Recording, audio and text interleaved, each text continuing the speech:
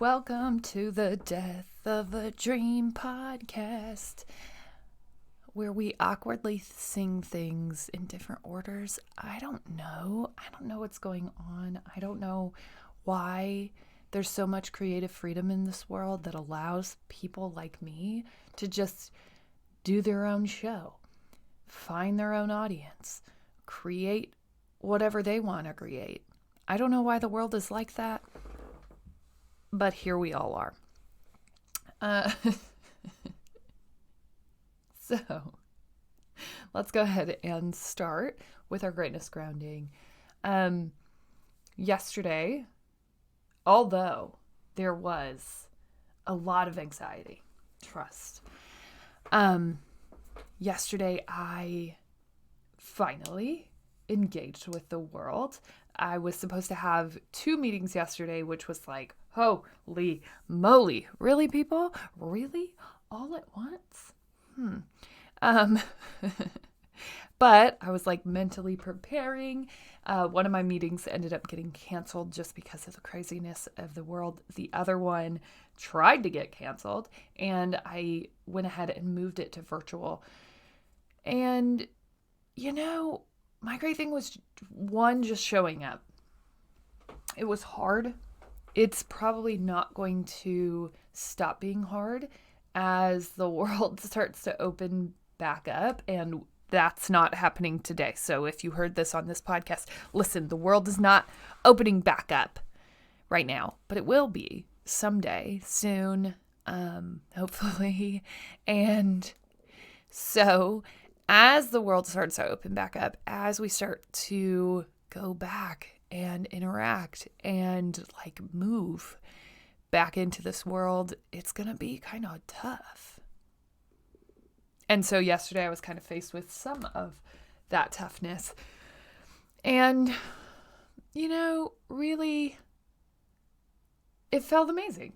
After it was all done, after it was all said and done, I felt great about it. Not great about my performance, not great about how the meeting went, just great to be doing something again, right? With people, like real humans, and to kind of overcome that fear of interacting again, because I've been and given myself the gift of not for a while now. So that's really my great thing, just interacting again, forcing myself past that comfort zone of just avoidance, really.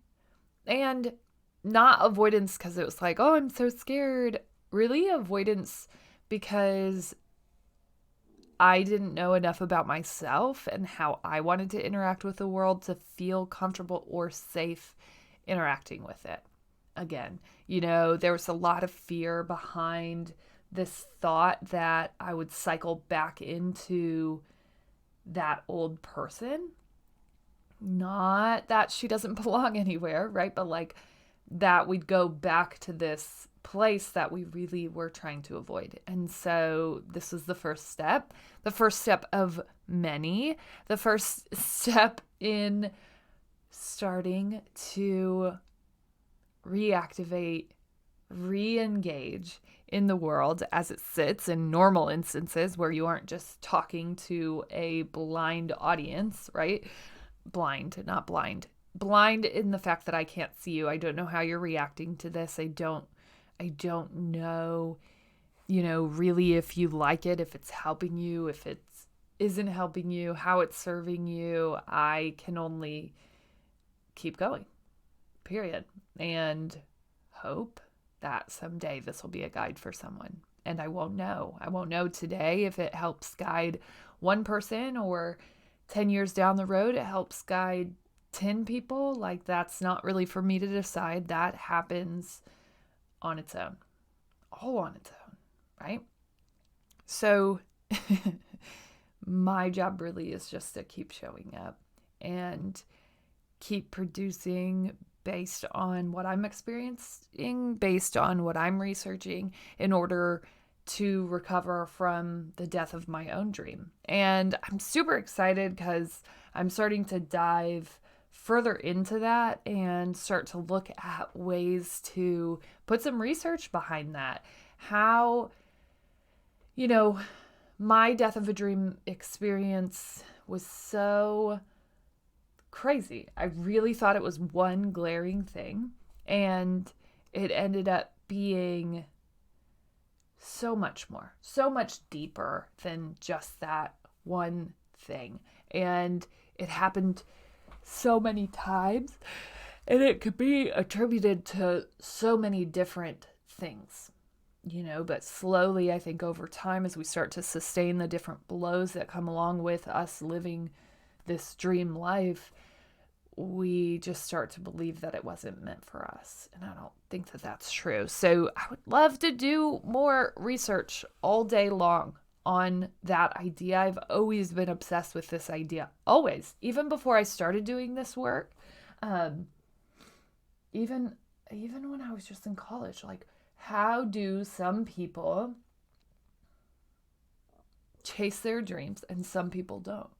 What's the difference? Right? And so in my mind, I always just kind of thought, well, people with money do, right? People with opportunity, people with connections, they do. But I don't even know that they do, right? So I want to do more, dive into that further. And I'm starting to look at ways of doing that. But really, my great thing was just taking the first step back into the world. It felt amazing. It felt really scary. I got a little bit nervous for about 2 seconds. And then I was just like, no, it's okay. Just go back, right? Just take that first step. Do it. It'll be worth it. Move.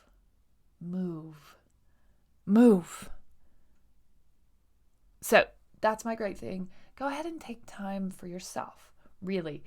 Take like 5 seconds out of your day, 10 seconds. If you go real crazy and you have an awesome one, it might take a minute, but like make sure that you're either verbalizing your great thing, writing it down, just acknowledging yourself for things that you can own. Period. Like, what are you doing? This is the culture of this show. I am always going to be building your existence and your greatness into who you are, into your everyday, so that we aren't like living in between moments of our life where there's greatness. Every single day is great. Everything about you is great. And I want you to be able to own that effectively, efficiently, and in boss ways that lead to you changing the world. Right? That work, it's happening. You're changing the world. You're doing big things. You're doing great things every single day that you show up and continue to work on yourself. So let's go. Today's episode, really, I think I titled it like, you can't measure happy.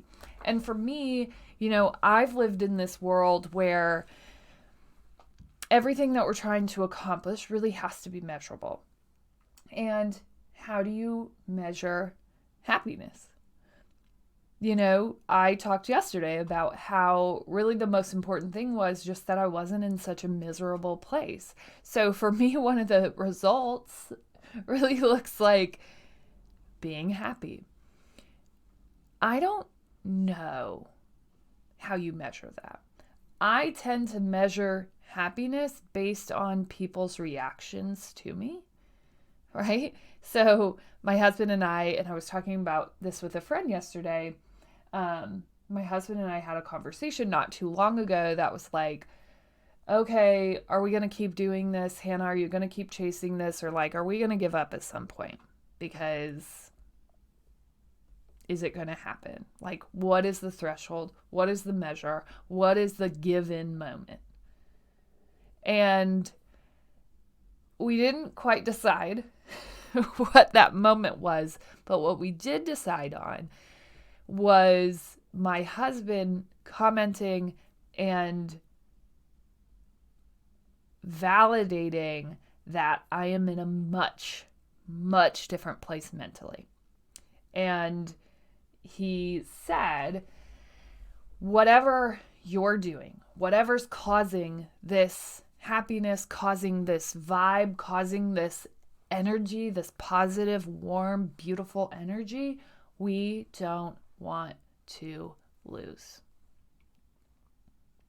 And so if that means figuring out how to make this work, if that means tightening stuff up, if that means, increasing the sacrifice for you to keep moving in this direction, by all means necessary, right? And so happiness to me isn't measurable in a traditional sense, where there probably isn't a stat. There isn't really a way for me sitting here to measure like my wavelength of my brain. Is it in a happier state? There isn't. Probably the only measure for me, and maybe some of you aren't like this, but for me, it's like out of a month, I have low days. I'm guessing we all do. Hopefully I'm not alone in that, but like there's low days. Mine usually is hormonally linked. Everybody's is a little bit different, but for me, there's probably there's a couple days out of the month that are low. Now, in previous instances, in previous lives, and so this is where the shift comes in. This is what my husband is talking about. Those low days, what are now days, and maybe this is how we measure it. This is all coming to you live. This is me coming up with this right now. This is real-time content production. Welcome.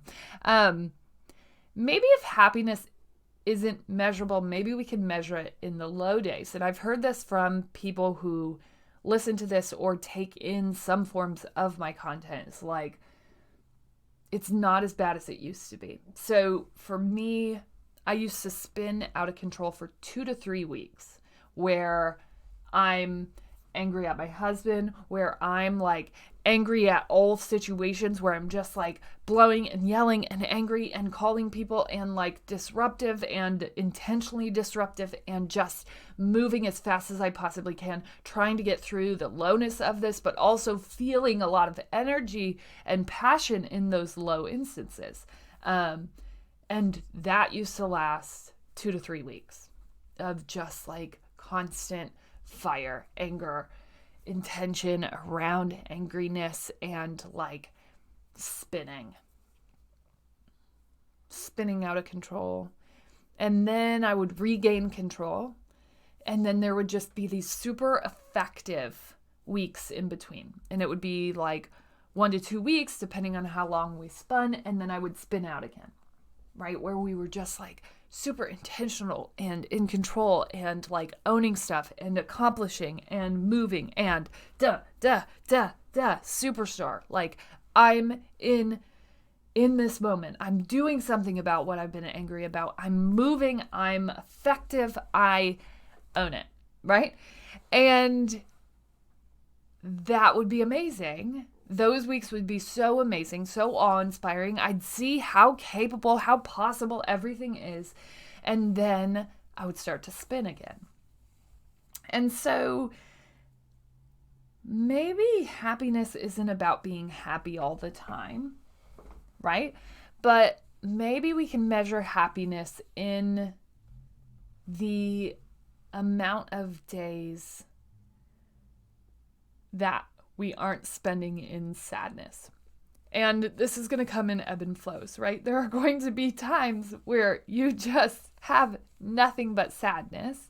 But maybe we measure happiness in like the overall number of days that we are happy, right? Of days that we aren't spinning out of control. For me, this movement, not just the leaving of my job, this movement of focusing on me, of me chasing things that light me up, of me trying to build something for myself, that movement has caused a significant decrease in low days for me. Like where low days used to span anywhere from 2 to 3 weeks, now they're spanning 2 to 3 days. right? And they're not spinning me so far out of control that it takes me a week and a half to regain control, only to lose it again because we are impacted by another low. Now there are more weeks of control, discipline, and movement, and we're not moving out of anger, we're moving out of passion. We're moving out of like insight and drive and beauty and just ownership, right? And so,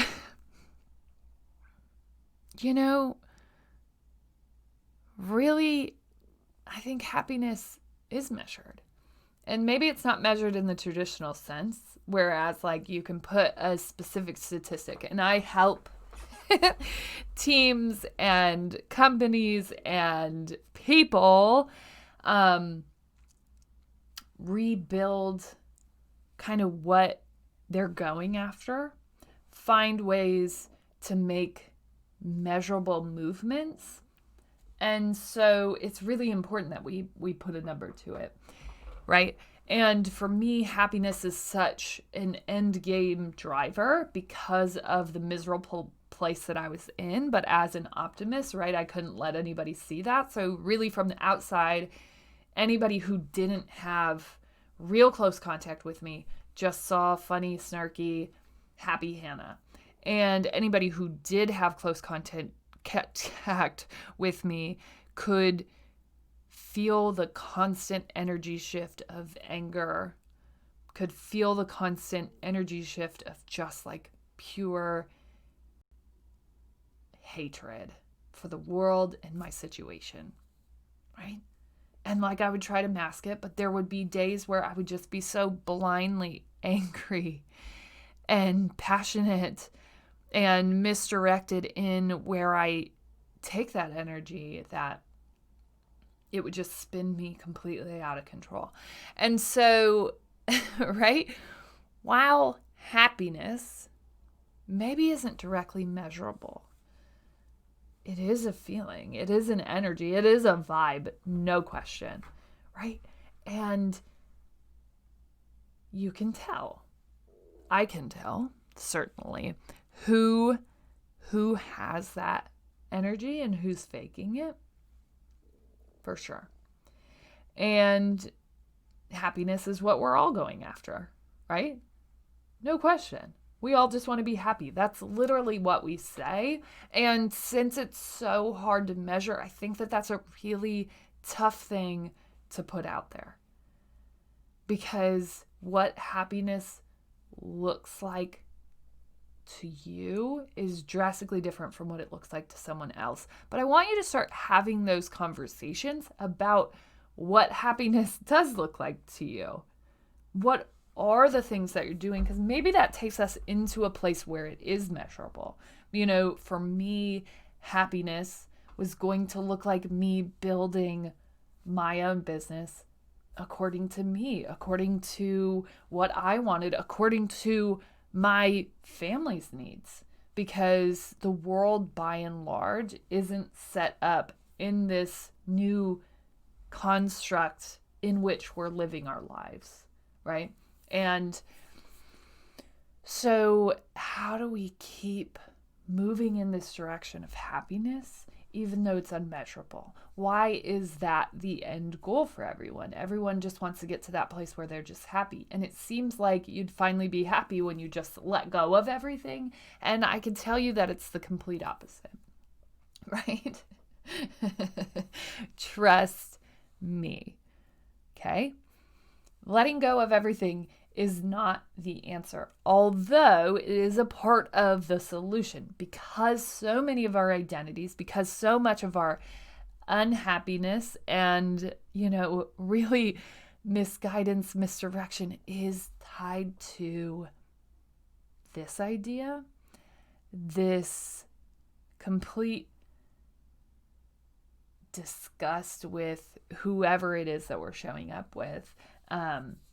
But, right, it's a necessary evil. We have to keep showing up that way. We have to keep moving in that direction. We don't have a choice.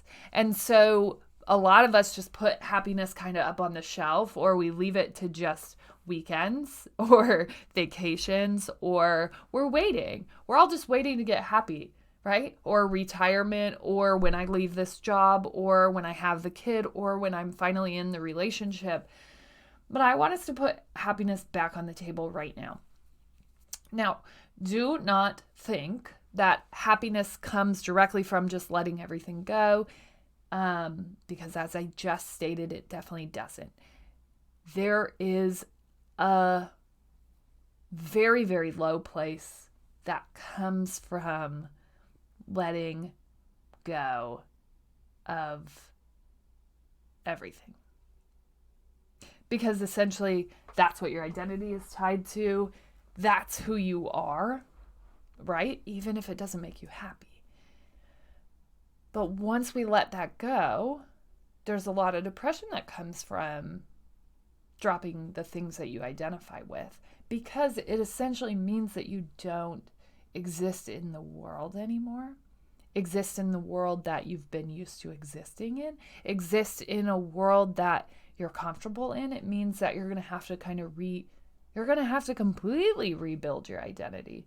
And the lows that come along with that, there probably isn't a great way to measure it, but I can tell you it takes a while.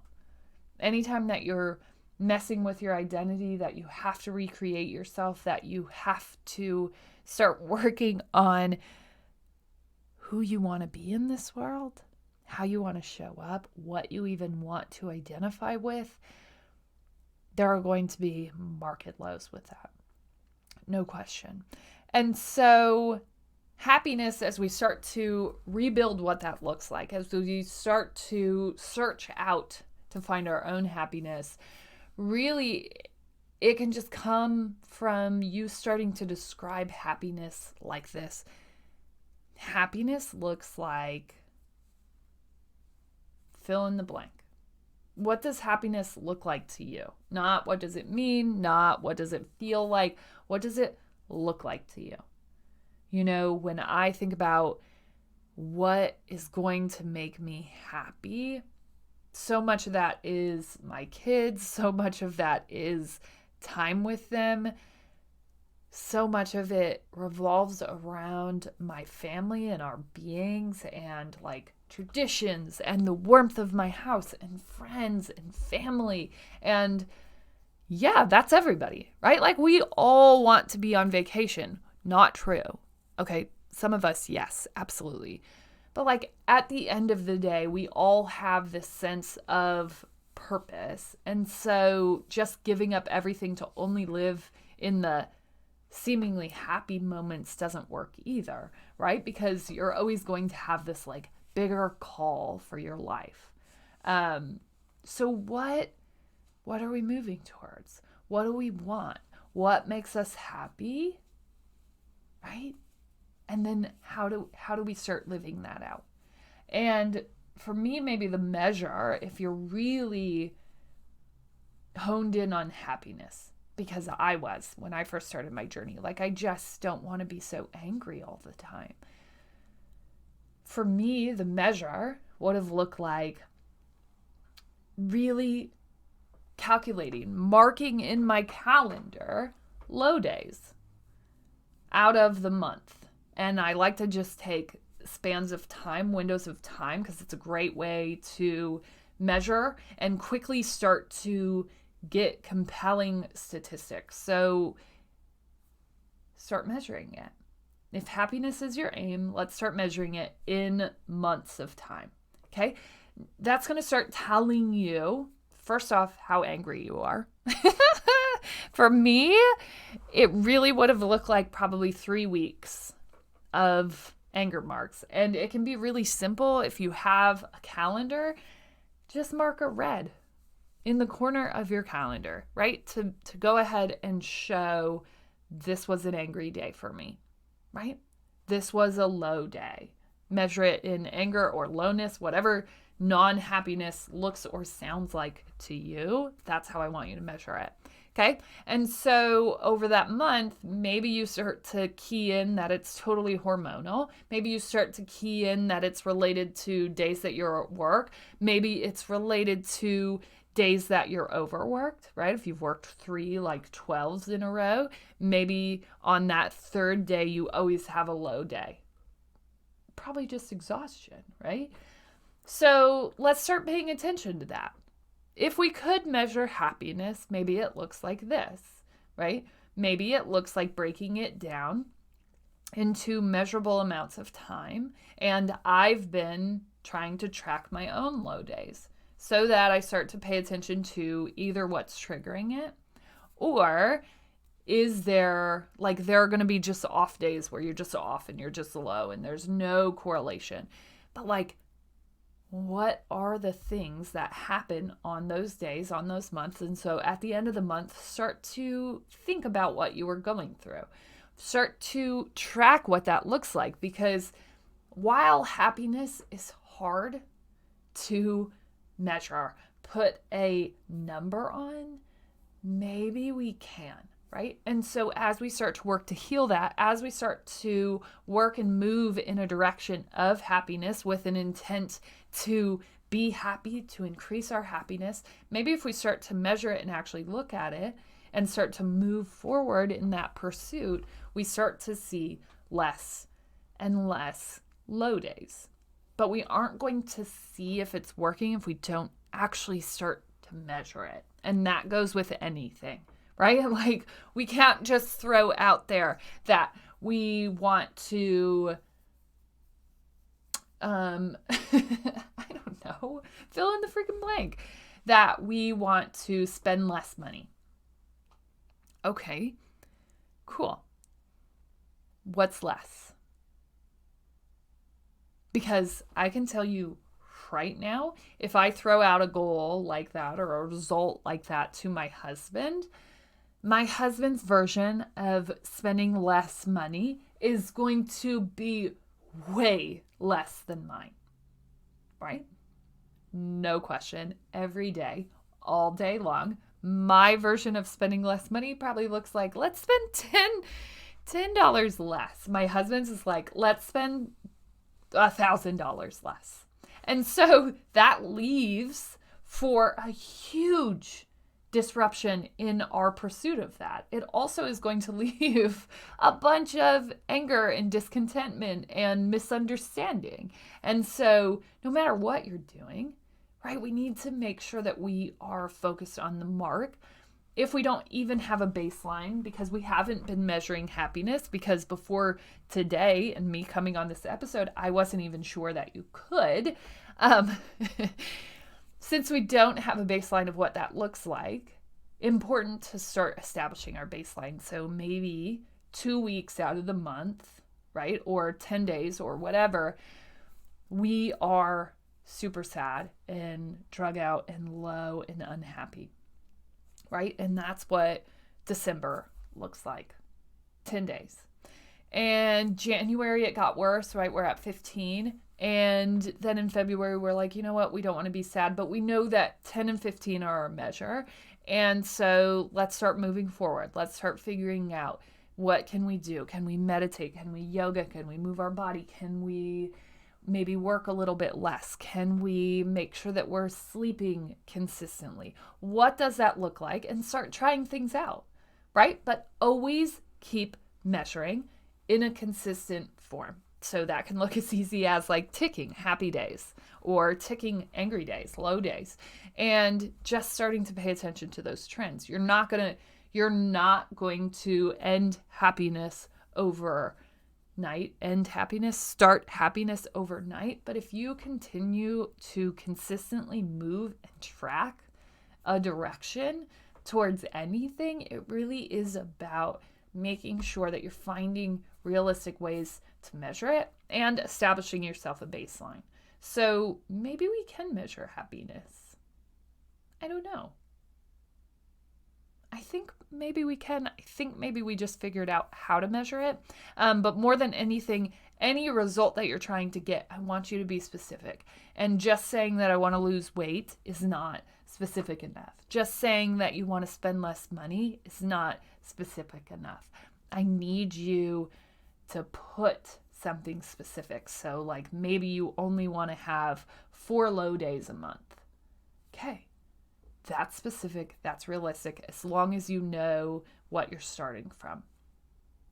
Okay? As always, you're smart, you're strong, you're beautiful. What are you going to do? Change the world.